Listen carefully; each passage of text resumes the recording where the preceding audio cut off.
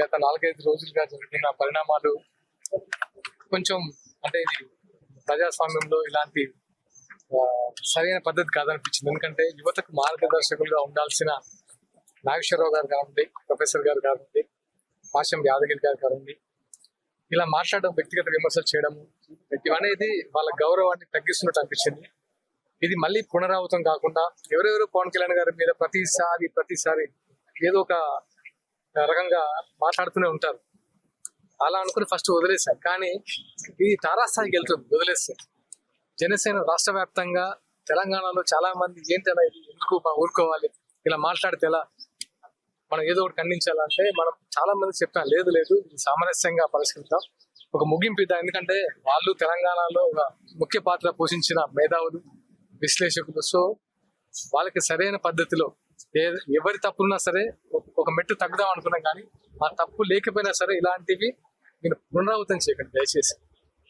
మీరు సరైన పద్ధతిలో పోరాటం చేస్తే మీ వెనక నడవడానికి లేదు.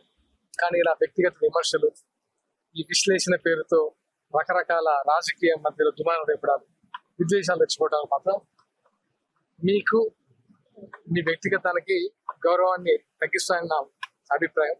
సో ఎంతో మంది అందరం మీతో పాటు తెలంగాణ ఉద్యమంలో ఎప్పటి నుంచో ఉంది. కమ్యూనిస్టులు కదా, అందరూ కమ్యూనిస్ట్ ఫ్యామిలీ నుంచి వచ్చాం. ఎన్నో రకరకాల కేసులు ఎదుర్కొన్నాం, ఫ్యామిలీస్ కు దూరంగా ఉన్నాం, ఎన్నో సంవత్సరాలు కన్నీళ్ళు దిగుముంటూ ఉన్నాం. సో అందరం తెలంగాణలో ప్రతి జనరేషన్ సప్రెస్ అయ్యి ఉద్యమం చేసి బయటకు వచ్చిన వాళ్ళమే. సో మనము ఇలాంటి విషయాల్లో గొడవపడుతూ ఇలా మాట మాట్లాడుకుంటూ ప్రజా శ్రేయస్సు మర్చిపోవడం అనేది కరెక్ట్ పద్ధతి కాదు.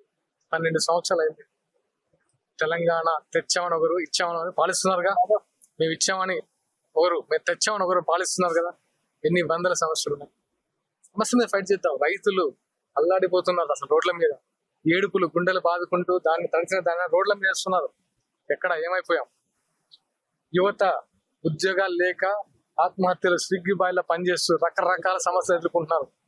ఉద్యోగులు ఆత్మహత్యలు చేసుకుంటున్నారు. రైతు బంధు లేదు, చూసిన ఒకవైపు హైడ్రా, సరైన నీడ లేదు. ఇన్ని సమస్యలు ఉన్నాగా రౌండ్ టేబుల్ సమావేశం పెట్టి ఇలాంటి మాటలు మాట్లాడడానికి మీకు మనసు ఎలా ఒప్పిందాం? ఇదా మన సంస్కృతి, ఇదా మన పోరాటం? ఎలాంటి పోరాటం నుంచి మనం బయటకు వచ్చాం? అలాంటిది ఈ రోజు ఇట్లా గల్లీలో చిల్లర పోరాటాల మీరు చేసేది, ఈ వ్యక్తిగత విమర్శల, 3 పెళ్లి చేసుకున్నావు, సినిమా హీరో ఇదా? ఎక్కడున్నారు మీరు? ఇంకా నాకు తెలిసి ఏదో వచ్చా తెలంగాణలో సామెత ఉంటుంది, చదువు ఎక్కువైతే ఉన్నమతి పోతాట. అట్లుంది. వీళ్ళు విద్యావేత్తలు, మేధావులు అనుకుంటే మీరు మాట్లాడే మాటలు ఇంత వద్దు. ఇంకా మాకు మీకు అంటే ఒక ప్రత్యేక గౌరవం ఉండేది. ఇంకా దాన్ని తగ్గించుకోకండి. దీంతో ముగింపు పలుకుదాం. ఎవరు మీ వెనక నడిపించినా తర్వాత వాళ్ళే ఫూల్ అవుతారు. ఎందుకంటే మీరు ఎలా అంటే అలా, జనసేన ఎలా ఉంటుందంటే మీరు ఇంత పోరాటం చేద్దామంటే ఎంత ఉంటుంది, ఇంత అంటే అంత. ఎందుకంటే అంత ఇక్కడ ఊరికే ఏదో బిర్యానీ బీరు ప్యాకెట్ల కోసం రాలే.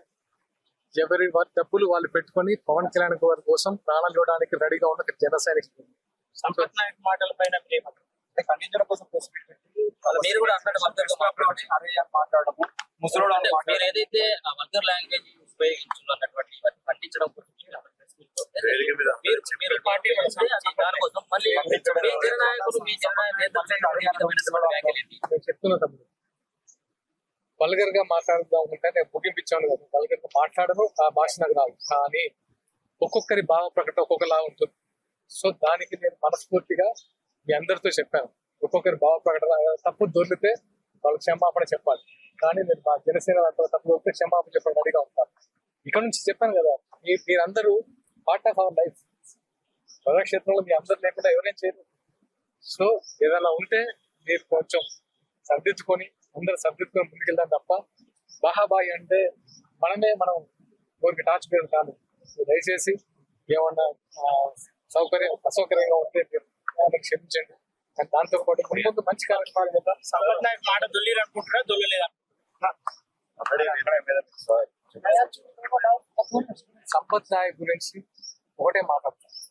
ప్రొఫెసర్ నాగేశ్వరరావు పాశం యాదగిరి గారి మాటలు ఒక జర్నలిస్ట్ గా కాకుండా మాట్లాడితే అది వేరేలా ఉంటుంది.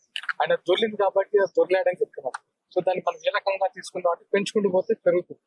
సో ఈ రోజు దాన్ని ముగిపిద్దాం. నా ఒక తెలంగాణ వ్యక్తిగా నిన్న జరిగిన రౌండ్ టేబుల్ సమావేశం ఆంధ్ర పెత్తందారి వ్యవస్థ ఇంకా తెలంగాణ పైన దోపిడీ చేస్తుందనే ఉద్దేశంతో రౌండ్ టేబుల్ సమావేశం పెట్టడం జరిగింది. ఆ హీట్ ఆఫ్ ద మూమెంట్ లో సరే మీరు చెప్పిన విధంగా అక్కడక్కడ మాటలు దొలరొచ్చు. ఒక తెలంగాణ వ్యక్తిగా, తెలంగాణ బిడ్డగా మీరేం చెప్తారు? ఆంధ్ర పెత్తందారి వ్యవస్థ ఇంకా తెలంగాణ పైన ఆ అడుగు ఉంది అని అంటే ఏం చెప్తారు? ఏ రాష్ట్రంలో ఎవరి పెత్తనం ఉండదు అన్న లాస్ట్ క్వశ్చన్, ఎన్టీఆర్ గారి విగ్రహం ఇక్కడ తెలంగాణలో స్థాపించినట్టుగా ఉమ్మడి ఆంధ్రప్రదేశ్ లో ప్రజా యుద్ధ నౌక గద్దర్ గారి విగ్రహం ఆంధ్రప్రదేశ్ రాష్ట్ర ఉప ముఖ్యమంత్రి పవన్ కళ్యాణ్ గారి గురువుగా స్వీకరించినటువంటి తన మరణం వరకు కూడా ఇమ్మటి ఉన్నటువంటి పవన్ కళ్యాణ్ గారు యాజ్ ఏ ఉప ముఖ్యమంత్రిగా ఆంధ్రప్రదేశ్ లో ఒకవేళ ఎలాంటి ఆంధ్ర తెలంగాణ వివాదాలు లేకపోతే ఇమీడియట్లీ ఆంధ్రప్రదేశ్ రాష్ట్రంలో గద్దర్ గారి కాంస్య విగ్రహాన్ని నిర్మిస్తారా? ఈ దశగా ఏమైనా ప్రయత్నం చేస్తారా? లేవు అని నిరూపించడానికి. డెఫినెట్ గా ఫ్యూచర్ లో అది ఉండొచ్చు.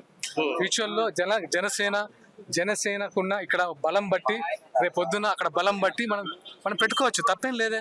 ఓకే, గద్దర్ అందరి వాడు తెలుగు రాష్ట్రాల్లో ఎంతో మంది నాయకుల్ని, ఎంతో మంది యువతను ఉత్తేజపరిచి చేతనవందనం చేసి ఒక యుద్ధం చేయించాడు. అలాంటి వారు విగ్రహం పెట్టడం తప్పేం కాదు, దాన్ని ఎవరు ఖండించట్లేదు. అంటే విషయం ఏంటంటే ఒక ద్రోహిగా చిత్రీకరించిన బీజేపీ ప్రభుత్వం మీద స్పందన ఎందుకు ద్రోహి అవుతారు? చెప్పిన డైరెక్ట్ నడ్డానే చెప్పాడు. అది ఇప్పుడు మేము కాదు కదండి, అది వాళ్ళని అడగాలి. కూటమిలో కూటమిలో ఉన్న నేను డెఫినెట్ గా గద్దర్ గారికి ప్రత్యేకంగా మా మంచి సంబంధాలు ఉన్నాయి.